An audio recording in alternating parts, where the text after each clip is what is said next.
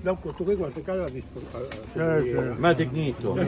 Sai che tu pede, ma No, non me l'ho mai definito. che scommetto. No, no.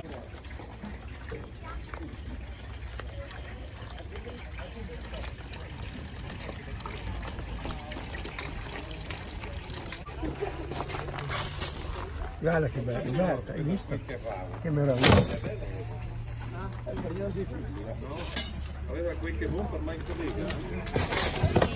Ciao ragazzi, oggi ciccioli per tutti, siamo a Roncoferraro, all'agriturismo Porcalora e lui è Camillo Ronzoni, maestro cicciolaro di Novellara, provincia di Reggio Emilia. Uno spettacolo.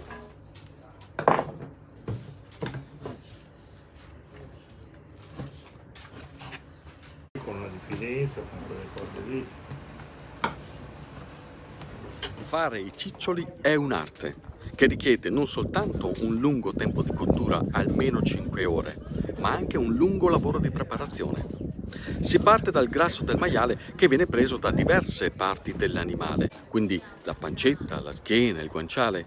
Poi tocca ai norcini, che devono tagliare in cubetti il più possibile uguali l'uno all'altro tutto questo grasso, pochi centimetri quadrati.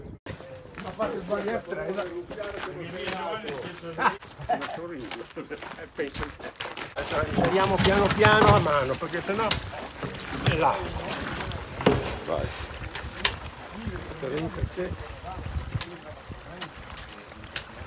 Questo è piccolino, magari un po' di schiena la teniamo per l'altro, che ce ne sta di più. Qua ce ne sta meno.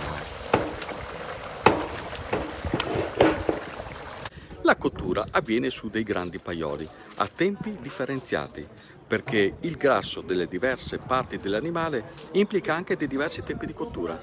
E quindi per arrivare alla fine del procedimento occorre che vi sia una certa omogeneità. E quindi prima viene versata la parte di grasso che cuoce prima e di seguito tutte le altre. Un lavoro attento che richiede una grande professionalità e soprattutto una grande esperienza, anche con qualche piccolo segreto. Cosa sta succedendo qui?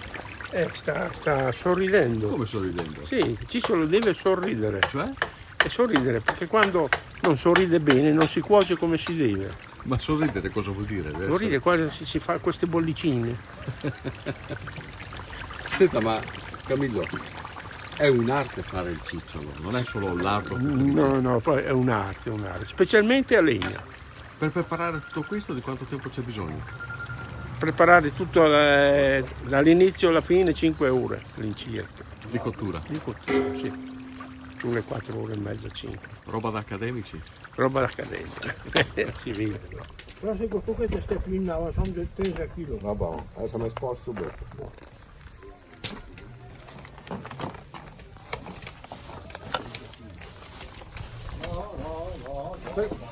Sono qua, vai. Si sente che lavora. Dopo la cottura si procede con la torchiatura. Significa che i pezzi di grasso, una volta cotti, vengono posizionati all'interno del torchio, dove vengono strizzati per bene. E questo perché?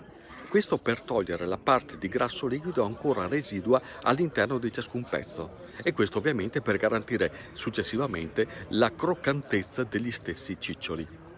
Vengono posizionati all'interno di un apposito telo dove c'è l'aspersione con la concia segreta, una polvere fatta con degli ingredienti che solo loro sanno e che sono ben lungi dal voler divulgare al mondo intero. Dopodiché finalmente sono pronti per essere consumati e molto voracemente.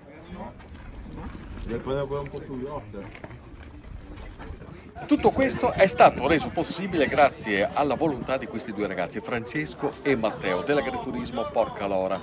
Perché fare vivere questa tradizione, Francesco? Perché ci crediamo, perché crediamo nell'amicizia, crediamo nel buon rapporto con l'Accademia Iudice Salati che ci ha aiutato a crescere, gli amici cicciolai dell'Accademia, e dove c'è tradizione c'è verità. E io la storia di questi due ragazzi ve la farò conoscere nei prossimi giorni, perché qui c'è un allevamento di maiali all'aperto. Matteo ha preparato una frittata, non ve lo dico neanche, dovete soltanto vederla e se riuscite anche ad assaggiarla. Alla prossima cantierata qui a Roncoferraro. Adesso si può mangiare i ciccioli però. Ma bisogna sentire. Che Sono ne fate? pronti i ciccioli? Pronti? Bene. I maestri dicono che sono pronti. Andiamo. Ciao Ottimo. ragazzi, alla prossima cantierata. Ciao.